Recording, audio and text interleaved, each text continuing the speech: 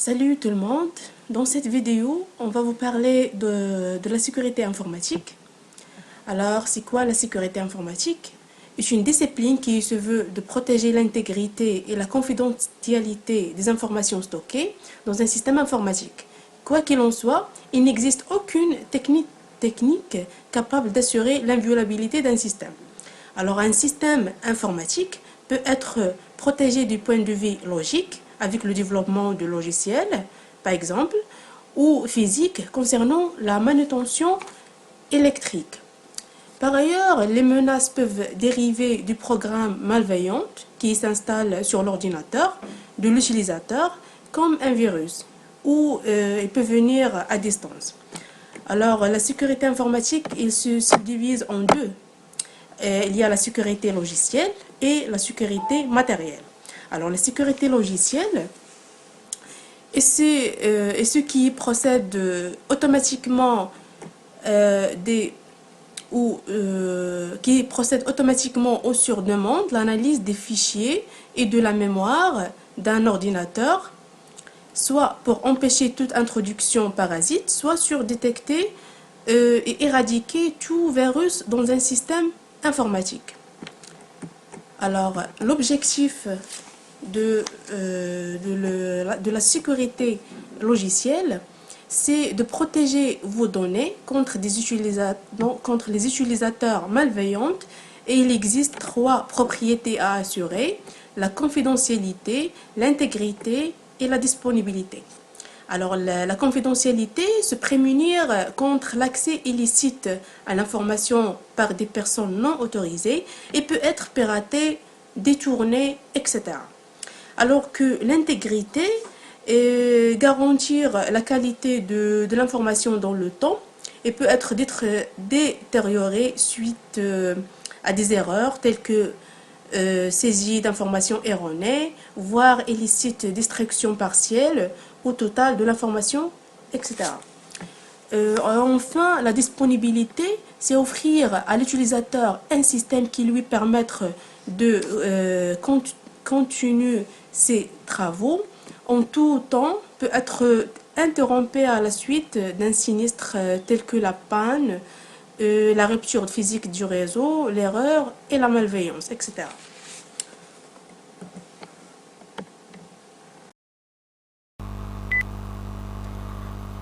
Après avoir une idée générale sur la sécurité informatique logicielle, maintenant on va voir l'autre type de sécurité informatique, c'est la sécurité informatique physique ou bien sécurité informatique matérielle, qui traite des aspects de la sécurité de l'ordinateur relatifs à la situation physique de la machine ou de l'environnement où elle opère.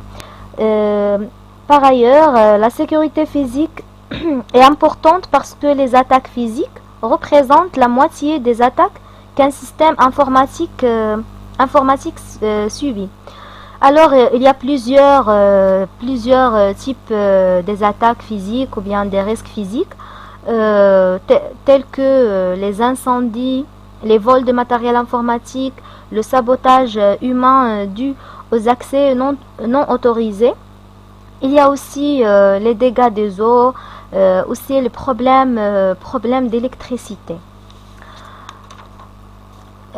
La sécurité informatique physique, elle se base sur 6 règles très importantes qui doivent être respectées, surtout par les entreprises pour assurer la sécurité physique de serveurs. La première règle, c'est de placer les serveurs dans une salle dédiée. La deuxième règle, c'est de sécuriser l'environnement où il y a les serveurs. Troisième règle, c'est de sécuriser l'alimentation électrique par l'utilisation des circuits électriques séparés ou bien l'utilisation des onduleurs, par exemple UPS, qui protègent l'ordinateur d'interruption de tension, de baisse de tension ou bien les surtensions. Quatrièmement, ou bien la quatrième règle, c'est la protection contre les incendies par l'installation d'un système de suppression d'incendie ou bien l'utilisation d'un système d'alarme d'incendie. Cinquième règle, c'est le système de filtration de l'air. C'est pas très important. Aussi, il y a le contrôle de température de la salle où il y a les serveurs par l'utilisation de climatiseurs ou bien de chauffage. Alors, en ajoutant à ces règles une méthode de sécurité physique, c'est l'utilisation des équipements de sécurité. Par exemple, un exemple de ces équipements, c'est les firewalls matériels. Ces firewalls sont sous forme de boîtier compact et qui sert à filtrer ce qui passe d'un réseau à un autre, c'est-à-dire contrôler les accès et bloquer ce qui est interdit. Ce matériel, ça coûte généralement cher, mais il y a, je propose un truc pour faire un firewall fiable au meilleur prix par l'utilisation d'un vieux PC. Si vous avez un vieux PC qui traîne, vous pouvez le transformer tout simplement en firewall avec quelques logiciels gratuits, par exemple Kayuto Linux ou bien Smoothwall. Alors maintenant on va voir un exemple de firewall, mais c'est pas un firewall matériel, mais un firewall logiciel. On prend Comodo Firewall, leur installation, leur configuration et leur fonctionnement. Alors, pour télécharger ce firewall est facile. Il suffit d'aller à Google. Vous tapez tout simplement download Comodo Firewall. Comme ça. Le meilleur site c'est komodo.com. Moi j'ai choisi Comodo. Bon, ça c'est le site, ça c'est le site de Comodo, où il y a plusieurs choix. Bon, on choisit produit. Dans produit, vous allez trouver tout ce que vous voulez télécharger. Par exemple, un Comodo antivirus. Si vous utilisez système d'exploitation Mac, vous pouvez choisir Comodo antivirus for Mac ou bien pour Linux. Alors, dans ce cas, pour nous, on va choisir Comodo Firewall. Et puis, on clique sur Firewall Download. Alors, après télécharger Firewall, vous la trouvez dans téléchargement, bien sûr, un installeur de Firewall, c'est celui-là. On double-clique sur cet installeur.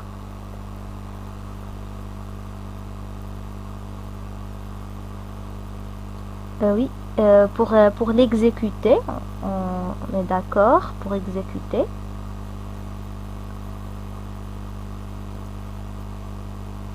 Bon, va extraire les fichiers de Comodo dans le fichier.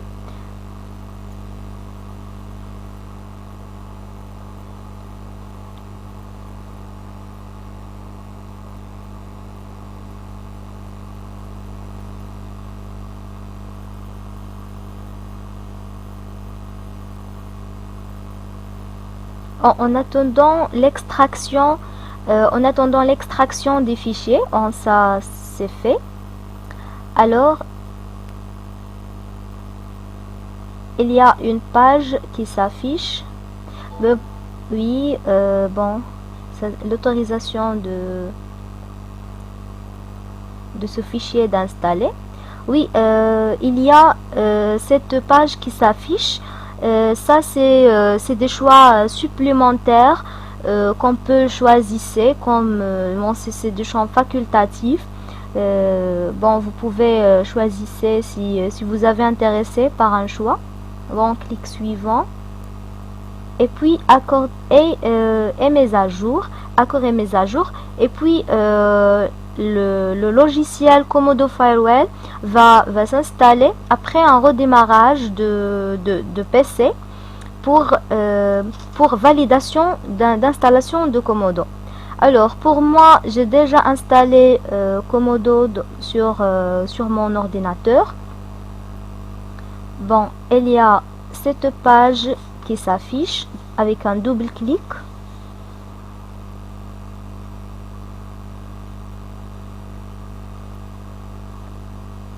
Double clic sur Komodo. Bon. En attendant l'ouverture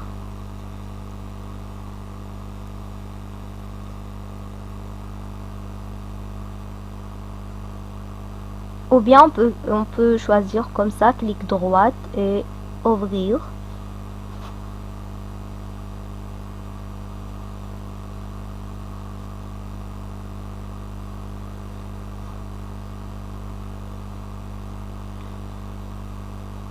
Et voilà. Et voilà, la page s'affichera comme cela. Il y a bien sûr des versions de Komodo Firewall. On a choisi cette version Komodo 6.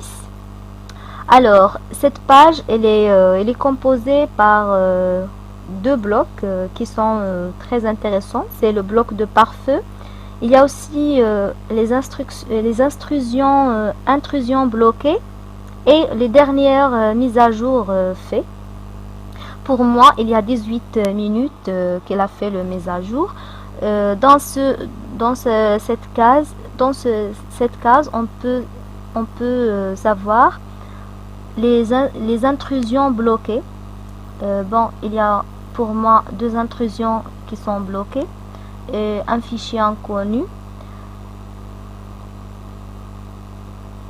Bon, nous intéressons pour cette bloc là de pare-feu.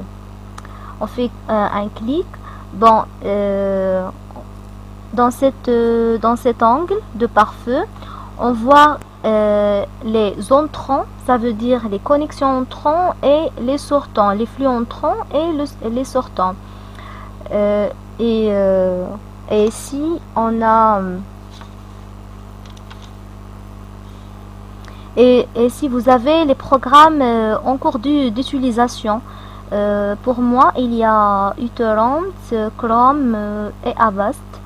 Bon, pour avoir des informations, vous pouvez cliquer comme ça, Chrome. Et comme ça, vous avez si vous voulez des informations sur le protocole, les sources, ça veut dire les IP. Destination, les trafics entrées, les trafics sorties. Bon, tout est enregistré là. Enfermé.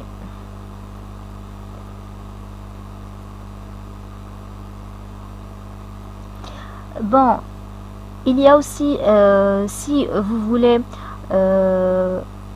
une idée sur les fonctionnements et les fonctions de Komodo Firewall, vous trouvez dans cette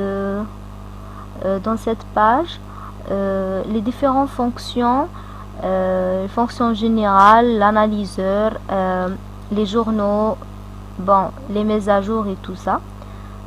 Toujours en intéressant par les fonctions du pare-feu. Ici, support autoriser une application si vous voulez, bon, si vous étiez en train de télécharger une application bon, le Komodo le Komodo va donner deux choix. Si autoriser l'application d'installer par exemple, ou bien bloquer l'application.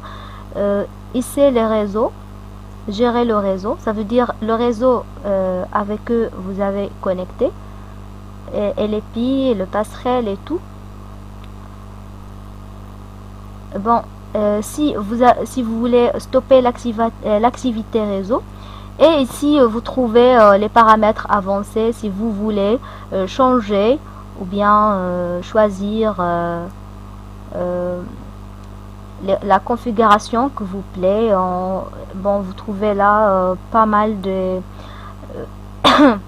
paramètres, par exemple les alertes, bon, ici il y a activé l'anti-usurpation d'ARP.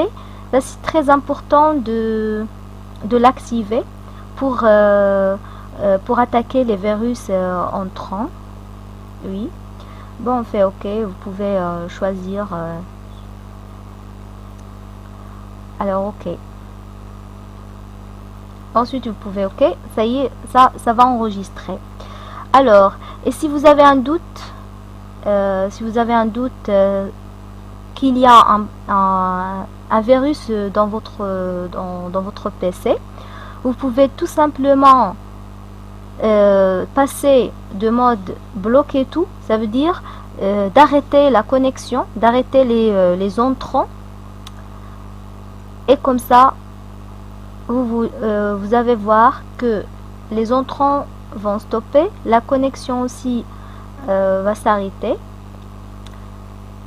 Et puis vous pouvez dans ce cas-là supprimer le virus, ou bien analyser, ou bien scanner tout ce que vous voulez. Bon, j'espère que cette explication sur Komodo va être utile pour vous. Et bon, et maintenant on va voir des autres méthodes de sécurité informatique. Par exemple, par l'utilisation par le changement de mot de passe.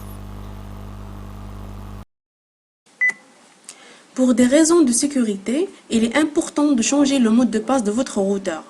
Alors, je vais vous montrer les étapes que vous pouvez suivre pour modifier votre mot de passe de votre routeur. Alors, vous allez sur le module de recherche, vous écrivez 192.168.1.1, vous cliquez sur Entrée. Voilà, il vous affiche un message et vous est demandé d'entrer le nom d'utilisateur et le mot de passe. Alors, vous allez sur votre matériel, le routeur, et vous voyez en bas du matériel, vous trouvez ces informations. Alors, moi, le nom d'utilisateur, c'est admin. Alors, je tape le mot de passe. Je clique sur OK. Alors, il y a une erreur.